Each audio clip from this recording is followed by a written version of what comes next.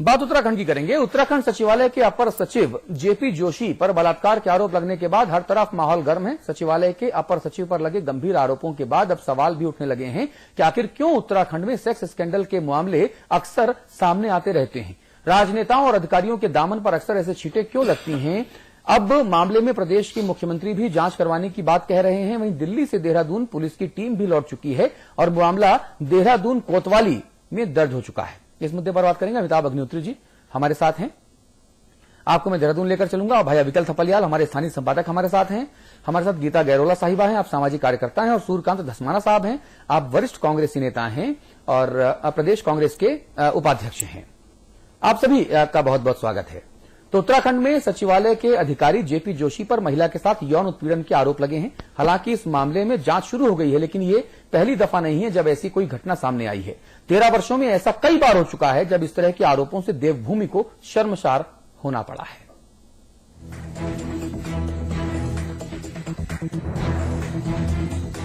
उत्तराखंड सचिवालय में अपर सचिव के पद पर तैनात जेपी जोशी पर बलात्कार करने का आरोप लगा है। दरअसल 21 नवंबर को दिल्ली में एक युवती ने पांडव नगर थाने में तहरीर दी कि उत्तराखंड सचिवालय में अपर सचिव के पद पर तैनात जेपी जोशी ने उसके साथ नौकरी का झांसा देकर बलात्कार किया।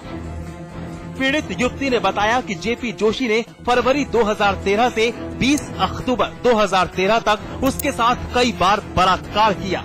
तो ये माहौल दूषित किया जा रहा है, मैं समझता हूँ, और एक सचिवालय के छवि को धूमिल किया जाने की एक प्रयास किया जा रहा है। हम तो ये मतलब हमारा मानना ये है, संघ का मानना ये है, और हम ये कह रहे हैं कि यदि कोई भी दोषी है तो उसको सजा मिलनी चाहिए। नियमों के तहत अगर कोई कार्रवाई करता है तो उसमें ये भी साजिश भी हो सकती है, जैसे हमारे जोशी जी का भी कहना है कि उनको साजिश के तहत फंसाया गया है। हमारा यही प्रयास है कि मतलब पूरी जांच हो, पूरे आरोपों दोनों पक्षों को सुना जाए, दूध का दूध और पानी का पानी, जैसा हमारे अध्यक्ष जी ने कहा है। जब तक ये किया जाए उसके बाद ही अग्रिम कार्रवाई हो।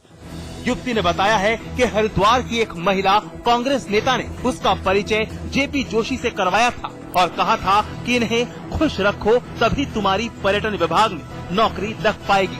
युवती ने दिल्ली पुलिस को दिए गए बयान में सारी बातें बताई।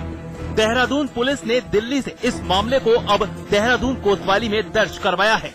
जो इस तरह के आरोप लग रहे हैं उससे आज हम लोग शर्मिंदा अपने आप को महसूस कर रहे हैं, और इसलिए इसके बारे में मुझे इतना कहना है, मुझे किसी व्यक्ति विशेष के बारे में कुछ नहीं कहना है, लेकिन मैं जरूर कहना चाहूंगा कि इनकी जांच होना चाहिए और इस तरह के व्यभिचार का अड्डा अगर कहीं बनता है तो उसको ध्वस्त करना चाहिए, उनको तोड़ना चाहिए।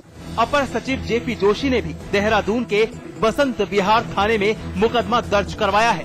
जोशी ने 22 नवंबर को देहरादून में 3 लोगों के खिलाफ नामजद रिपोर्ट दर्ज करवाई है, जिसमें उन्होंने आईपीसी की धारा 355, 504 और आईटी एक्ट 66 के तहत मुकदमा दर्ज करवाया है। इतना आश्वासन देता हूं कि उत्तराखंड की सरकार विशेष तौर पे जो भी आरोप किए गए हैं उसकी जांच करके तुरंत कार्रवाई करेगी। उत्तराखंड के मुख्यमंत्री विजय बहुगुणा भी कह चुके हैं कि कानून अपना काम करेगा और जो दोषी होगा उसे सजा मिलेगी। लेकिन ये बात है कि महज 13 साल में उत्तराखंड में राजनेताओं से लेकर पुलिस अफसर और अब सचिवालय के आला अधिकारियों पर इस तरीके के आरोप क्यों लगते हैं। कैमरामैन पवन राउत के साथ सुरेंद्र रसीला, देहरादून, समाचार प्लस। दसवाना साहब, ये इस तरह के आरोप जो हैं उत्तराखंड की पानी और जवानी के बारे में तो हमने सुना है, लेकिन इस तरह से देवभूमि में ये दैत्य लोग जो हैं, और जब मीडिया इनकी काली करतूतों को उजागर करती है तो ये पीछे से नोटिस भेज देते हैं दबाव बनाने के लिए। तो इस तरह के जो दैत्य हैं वो देवभूमि में क्या कर रहे हैं भाई? तो भाई हम शर्मिंदा हैं वास्तव में। राज्य में इस प्रकार की घटनाएं राज्य को, तमाम लोगों को, चाहे वो पॉलिटिकल लोग हों, चाहे वो प्रशासनिक लोग हों, चाहे वो सामाजिक क्षेत्र में काम करने वाले लोग हों, साहित्य के क्षेत्र में काम करने वाले लोग हों, राज्य में इस प्रकार की जब भी घटना घटती है तो मैं समझता हूं कि राज्य के लोगों को शर्मिंदा ही होना पड़ता है। और इस प्रकार की घटना, लेकिन इसमें मुझे थोड़ा सा संतोष ये है कि माननीय मुख्यमंत्री जी ने इसमें थोड़ा प्रोएक्टिव होकर के, जिस प्रकार से 0 एफआईआर दिल्ली में लॉन्च करवाई गई थी, उन्होंने स्वयं इसका संज्ञान लेकर के डीजीपी के, राज्य के डीजीपी को यह आदेश दिया कि वो तत्काल इस पर कार्रवाई करें और अपने अधिकारी को दिल्ली भेजकर निर्देश दिया कि दिल्ली से एफआईआर लेकर के आए दिल्ली वो गए और दिल्ली जाकर के राज्य के आईजी दिल्ली गए लॉ एंड ऑर्डर, और उसके बाद उत्तराखंड में इस मामले की रिपोर्ट दर्ज हो गई है। और माननीय मुख्यमंत्री जी ने स्पष्ट कहा है, कोई भी व्यक्ति हो, कितना भी बड़े ओहदे पर हो, कितना भी रसूखदार हो, किसी को भी कानून से ऊपर नहीं माना जाएगा और कानून अपना काम करेगा। ये थोड़ा संतोष धस्माना साहब, कानून अपना काम करेगा, ये मैंने पीवी नरसिम्हा राव साहब के मुंह से भी कई बार सुना था कि कानून अपना काम करेगा। वो आज तक मैं सुनता चला आ रहा हूं, जितनी भी सरकारें अलग अलग जगहों से रही हैं। मैं, लेकिन जो लोग कहते हैं कानून अपना काम करेगा, मैं केवल कहता हुआ देखता सुनता हूं, कानून को काम करते नहीं देख पाता। मेरा सवाल सिर्फ इतना सा है कि जैसे ये पूरा मामला सामने आया, सरकार के स्तर पर सबसे पहले जोशी साहब से पल्ला झाड़ा जाता, वो सरकार ने किया क्या? देखिए, प्रोसेस, अतुल जी, प्रोसेस को अगर हम नहीं अपनाएंगे और अगर किसी भी व्यक्ति के ऊपर आरोप लग रहे हैं, हाँ। तो जो उसका प्रोसेस है, एफआईआर दर्ज हुई है, एफआईआर दर्ज होने के बाद जैसे ही, क्योंकि उत्तराखंड में एफआईआर दर्ज नहीं हुई, अरे भाई, सबसे पहले सस्पेंशन तो होता था ना, कि आप इतना, जो उसके अधिकार हैं, जिसके चलते वो केस को प्रभावित कर पाता है, ऐसे आरोप लगाए जाते हैं, कम से कम वो अधिकार तो उससे ले लो कि वो केस को प्रभावित न कर पावे। बिल्कुल, आप मुतमईन रहिए, कोई किसी प्रकार का प्रभाव, कितना भी प्रभावशाली व्यक्ति हो। धस्माना साहब जी, उमा भारती मध्य प्रदेश की चीफ मिनिस्टर थी। हुबली में एक मुकदमा दर्ज हुआ, मुकदमा कोई बहुत गंभीर अपराध का नहीं, झंडारोहण का मामला दर्ज हुआ। मध्य प्रदेश के मुख्यमंत्री थे, मध्य प्रदेश की कुर्सी छोड़नी पड़ी। यहां दिल्ली में अगर मामला दर्ज हुआ था तो ये सस्पेंड क्यों नहीं हो सकते थे देहरादून में? कोई रोकती संवैधानिक या कानून रोकता था? अगर हुबली में केस दर्ज होने पर प्रचंड बहुमत से, 2/3 बहुमत से जीता हुआ मुख्यमंत्री इस्तीफा दे सकता है मध्य भोपाल में बैठकर, तो जोशी सस्पेंड क्यों नहीं हो सकते थे? बर्खास्तगी नहीं कह रहा हूं, बर्खास्तगी में प्रोसीजर है, नहीं तो आदमी अदालत चला जाएगा, अदालत से रेमेडी ले लेगा। लेकिन सस्पेंशन तो सरकार का अक्षुण्ण अधिकार है। कहते कि ठीक है, जब तक सब क्लियर नहीं हो जाएगा आप बाहर बैठिए, चलिए। और सस्पेंशन को पनिशमेंट वैसे भी नहीं माना जाता ऑफिशियल। क्या दिक्कत थी? इतना करते तो मैं मानता कानून अपना काम कर रहा है। मैं मानता नैतिकता के साथ खड़े हैं सब लोग। गीता गैरोला जी, क्या सस्पेंशन तत्काल नहीं होना चाहिए था? बिल्कुल तत्काल होना चाहिए था, महिलाओं को इससे बड़ी राहत मिलती। और दूसरी बात यह है कि जो उनके द्वारा जो एफआईआर दर्ज की गई है वो काउंटर एफआईआर दर्ज की गई है। उनके अगर उनके खिलाफ उनको धमकियां मिल रही थी या उनके खिलाफ लोग जा रहे थे या उनका मिसयूज किया जा रहा था, तो फिर उनको पहले एफआईआर। इतने बड़े ब्यूरोक्रेट को आज तक धमकी नहीं मिली और इस केस के बाद ही धमकी मिलना शुरू हो गई। ये इतने महान है जोशी जी की कारनामे अभी अविकल थपलियाल साहब बताएंगे एक एक कारनामे कि ये सत्ता के किस कुर्सी के कितने करीब थे, किस खंबे से बंधे रहते थे और किस खंबे को अपना खूंटा समझते थे। ये कितने महान आदमी थे। गीता जी। हाँ जी, बिल्कुल, हमारा तो स्पष्ट मानना है, हम लोग इस बात से बड़े आहत हैं, महिलाएं जितनी हैं यहाँ पर, और हमारा जो भी महिलाएं यहाँ पर महिलाओं के खिलाफ होने वाले उत्पीड़न के लिए एकजुट हैं, वो सब महिलाएं चाहती हैं कि उनका तुरंत सस्पेंशन, उनको सस्पेंड किया जाए और उसके बाद जो कानून अपनी कार्यवाही करना चाहेगा वो करेगा। मैं चाहूंगा जरा कि देवभूमि के इतने बड़े दैत्य बन के जो उभरे हैं हाल फिलहाल, जोशी साहब, जरा इनके जीवन परिचय पर जरा कुछ फरमाए तो जरा आप। देखिए अतुल जी, पहली बात तो मैं ये कह दूं कि अभी यहाँ पे एक बात आई कि इनको अधिकारी को धमकी मिली। हाँ। और आपने कहा कि भाई इतने बड़े अधिकारी को धमकी कैसे मिल गई। हाँ। उत्तराखंड के इतिहास में मैं बता दूं कि मुख्यमंत्री हमारे जो पूर्व निशंक जी रहे हैं, इनको भी धमकियां मिलती रही हैं और ठीक ठाक इनको धमकियां मिली है, रहते हुए भी मिली है, जब नहीं थे तब भी मिली है। तो धमकी का तो इतिहास हमारा बहुत पुराना है। दूसरी बात, ये जो पर्टिकुलर केस की आप बात कर रहे हैं, इस केस में जो कहानी निकल के सामने आ रही है कि ये 4-6 महीने का मामला नहीं है। इसमें जो कहानी निकल के आ रही कि 2 से 3 साल तक ये जान पहचान थी और कांग्रेस की एक नेत्री ने ही ये जान पहचान कराई, ये एफआईआर में भी दर्ज है। वो नेत्री इस समय दुबई में है और दुबई से वो फेसबुक में अपना नंबर भी डाल रही है और इंडिया का नंबर भी डाल रही है और उसने आज ही ये लोड किया है कि मैं इंडिया आ रही हूं, मेरे पतिदेव टिकट खरीद रहे हैं और वो नेत्री आके ना और वो नेत्री भी जोशी साहब की बहुत करीबी हैं।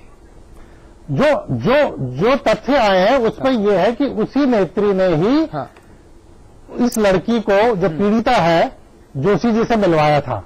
अब ये पता नहीं किस किस और से भी मिलवाया होगा, लेकिन जोशी जी से उसने मिलाया था। और जहां तक अभी धस्माना जी ने कहा कि भाई इसमें भी कानून अपना काम करेगा। तो मैं 1 साल के सिर्फ 2 केस बता देता हूं। एक तो 1.5 महीने पुराना केस है कि इसी सचिवालय में यही सब कुछ क्यों होता है। ये कौन सा गैंग एक काम कर रहा है 12 साल में कि सचिवालय बार बार क्यों घेरे में आता है। अभी 1.5 महीने पहले सचिवालय की एक महिला कर्मी ने 2 बड़े अधिकारियों पर आरोप लगाए थे।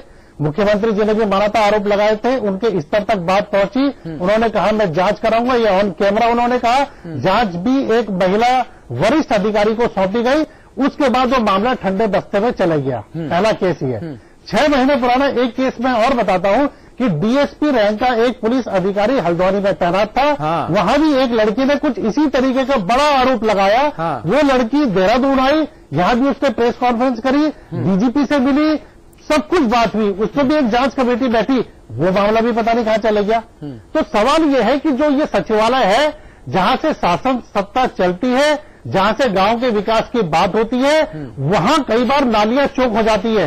ये भी तथ्य प्रकाश पाया है। बहुत खुला मैं बोल रहा हूं। धस्माना साहब, जो नालियां अविकल भाई ने ये जो 2 केस पुराने गिनाए और ये तीसरा एक और खड़ा हो गया, ये वाकई बहुत बड़े सवाल हैं आपके ऊपर, आपकी सरकार के ऊपर भाई साहब। नहीं, 13 साल में जब से राज्य बना, राज्य बनने से पहले की बात मैं नहीं कर रहा हूं, लेकिन जब से राज्य बना तब से अगर आप शुरुआत करेंगे अब तक की, तो बहुत सारे किस्से हैं, बहुत सारे। अरे मैं तो आपकी सरकार की बात कर रहा हूं। देखिए, उसके पहले तो फिर मैं सरकार की भी बात, मैं अपनी सरकार की भी बात करूंगा। बहुत सारे किस्से कहानियां हैं भाई। जिन 2 पर्टिकुलर केसेस के बारे में अविकल थपलियाल साहब ने बताया, हम चलिए उन्हीं के बारे में बात कर लें। जी जी, शुरुआत कर दीजिए आप। नहीं, मैं तो आपको पहले इस बात को कह चुका हूं कि किसी भी हालत में सरकार किसी भी व्यक्ति को, चाहे कितना बड़ा व्यक्ति हो, कितना असरदार व्यक्ति हो, कितने बड़े ओहदे पे हो, अगर उन्होंने क्रॉस एफआईआर कराई है, क्रॉस एफआईआर अगर झूठी पाई जाएगी तो उसके खिलाफ भी कार्रवाई है। धस्माना साहब, मुझे उत्तराखंड कांग्रेस के जितने भी लोग मेरे पास आते हैं, सरकार में शामिल हों या सरकार में ना हो, पार्टी में हो, उनकी 3 बातें मुझे याद हैं। माननीय मुख्यमंत्री जी बहुत गंभीर हैं, निश्चित रूप से इस पूरे मामले का संज्ञान लिया जाएगा, निश्चित रूप से दोषी को बख्शा नहीं जाएगा, कानून अपना कार्य करेगा। इन 2-3 लाइनों के अलावा अब हम शुरुआत इन लाइनों के अलहदा करें, इन लाइनों से आगे करें प्लीज।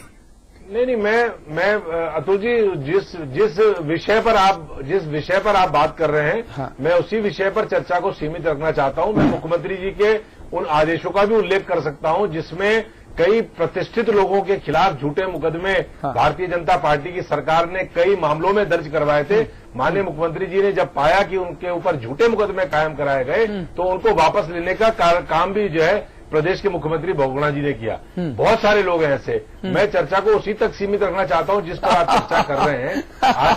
आज का जो विषय है, मैं उसी ठीक है। धस्माना साहब, मैं आपकी रेंज समझ गया, आपकी रेंज में समझ गया।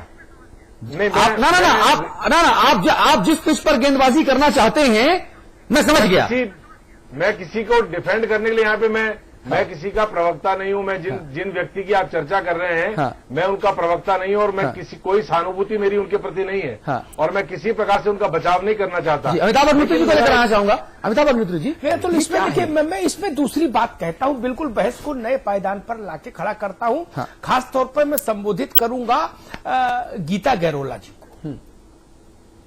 इस बच्ची ने जो रिपोर्ट लिखाई है ना, उस रिपोर्ट में, इस अविकल थपलियाल भी ध्यान से सुने, इस बच्ची ने लिखाया कि हरिद्वार की एक कांग्रेस नेता ने मुझे मिलवाया और उसने कहा कि इनको, क्या नाम है इसका, जोशी, जोशी, जेपी जोशी साहब को खुश रखोगी तो फला विभाग में नौकरी मिल जाएगी। ठीक, पढ़ी लिखी बच्ची है बिटिया गीता गैरोला जी। झंडा उठाने से पहले हमको ये भी सोचना पड़ेगा, उसी वक्त उस बच्ची ने उस कांग्रेस नेता के गाल पर एक चिपका के क्यों नहीं दिया कि व्हाट डू यू मीन, खुश रखो का मतलब क्या भाई? ऐसा नहीं करना चाहिए क्या? करना चाहिए था। ये बड़ी बात है। बार बार हादसे क्यों होते हैं? इसीलिए होते हैं। इन हादसों को हमको देखना होगा, इनका पोस्टमार्टम करना होगा। किसको करना चाहिए था? बाद में छाती पीटने से और जुलूस निकालने से परिस्थितियां नहीं बदलेंगी। एक जेपी से जोशी का सवाल नहीं, सवाल समाज का है। आप उस कंप्रोमाइजिंग सिचुएशन के लिए तैयार क्यों हुए? 4 साल पहले कभी किसी दिन तो तैयार हुए होंगे ना? ठीक बात है। आपने उसी दिन क्यों नहीं कहा कि नहीं बहन जी, आप सरोजनी नायडू हो सकती है, पद्मजा नायडू हो सकती है कांग्रेस की, लेकिन मेरे ऊपर रहम करो। मैं ये इसलिए नहीं जानना चाहती। देखिए बात एक महिला की नहीं है, मैं वही कह रहा हूँ, हमको दोनों पक्ष देखने होंगे। मैं अगर गीता गैरोला, अगर मैं यह निर्भीक तौर पर, निष्पक्ष तौर पर यह बात से अपनी बात शुरू करता हूं कि मुख्यमंत्री जी को, जेपी जोशी को पहले निलंबित करना चाहिए था, क्योंकि ये समान लड़ाई नहीं है। एक बच्ची और एक अधिकारी, समान लड़ाई कहाँ है? समान लड़ाई तब होगी जब ये पदच्युत हो जोशी। देखिए बात लेकिन मैं ये भी जरूर कहूंगा, इसको कहे बिना मैं अपनी चर्चा से नहीं हटता।